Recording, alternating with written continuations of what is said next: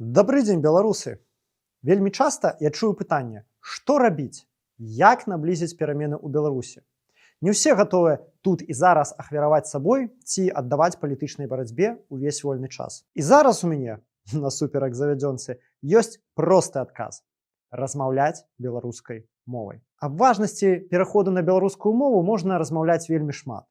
Казаць, што без мовы няма нацыі, што спачатку прыходзіць расійская мова, а потым расійскія танкі, цытаваць Багушевіча, ды не я першы аб гэтым кажу. Дзякуй за прагляд, дзякуй за донат і давайце беларусець разам. Ты думаеш, калі б беларусы загаварылі па-беларускі, гэта было б дастаткова для самазахавання?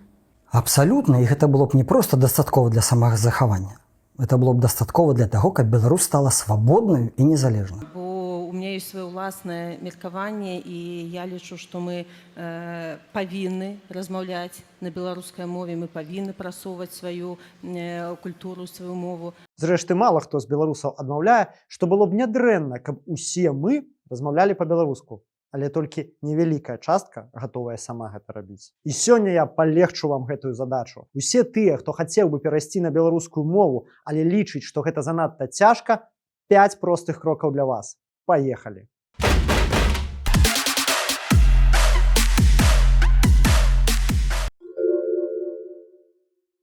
Першае. Перавядзіце гаджеты і аперацыйную сістэму на беларускую мову. Усе асноўныя аперацыйныя сістэмы і пераважная большасць месенджераў сёння падтрымліваюць беларускую. Знайдзіце яе ў наладах і пераключыцеся. Бачачы беларускую мову штодзённа, ваш мозг пачне пакрысе прывыкаць да яе і адкладаць у памяці.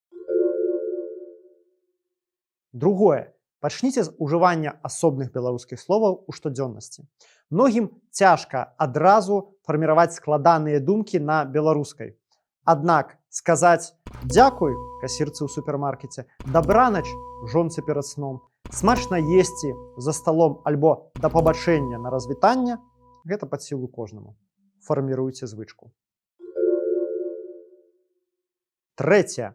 Перавядзіце онлайн-перапіску на беларускую мову. Плюс онлайн-перапісак у тым, што вы можаце спыніцца і падумаць над словам. Альбо нават зазірнуць у слоўнік, што, вядома, немажліва пры вуснай размове. Таму перапіскі ў соцсетках і месенджерах – гэта цудоўная трэніроўка на бяспечным палігоне. Пачніце перапісвацца з сябрамі і роднымі па-беларуску. Заадно і паглядзіце, колькі з іх разам з вамі звернуцца да роднай мовы. Чацвёртае. Спажывайце беларускамоўны контент. І гэта ледзь не найважнейшы крок з усіх. Чым больш беларускай мовы будзе ў вашым жыцці, тым лягчэй вам дасца поўны пераход на яе. У інтэрнэце аграмадная колькасць беларускамоўнага контенту. І гэта не толькі навіны і палітыка. Гэта і музыка, і хобі, і фільмы, аўдыокнігі, і амаль усё, што хочаш. Адмыслова для вас я сабраў у апісанні відэа цэлы стос беларускамоўных рэсурсаў, разбітых па тэматыках. Зазірніце. Што да майго улюбёнага, то я амаль штодзённа слухаю падкасты Вінцука Вечоркі «Мова пра мову» аб нюансах маўлення, сакавітых выразах наскай мовы і найбольш частых памылках. Яны невялічкія, 7-15 хвілін, інфарматыўныя і прыемныя на слых. То раю і вам. Яны ёсць на ўсіх пляцоўках. Але не толькі інтэрнэт-кантэнт робіць нас беларусамі. Чытайце беларускамоўныя кнігі. Іх зараз хапае ў крамах Мінска, Варшавы і Вільні, нават нягледзячы на тое, што нядаўна беларускія ўлады зачынілі некалькі беларускіх выдавецтваў, аб'явіўшы іх экстрэмісцкімі. Чытайце ўслых, хаця б па 5 старонак на дзень, і ўжо праз 2 тыдні вы пабачыце, як палепшылася вашае маўленне і слоўнікавы запас. Пятае. Знайдзіце сабе суразмоўцу, з якім вы будзеце рэгулярна размаўляць па-беларуску. Ідэальна, каб гэта быў беларускамоўны са стажам, альбо вашыя дамашнія. Але калі няма ні аднаго, ні другога, то вы проста можаце дамовіцца з любым ахвочым, да прыкладу, кінуўшы заклік у Threads.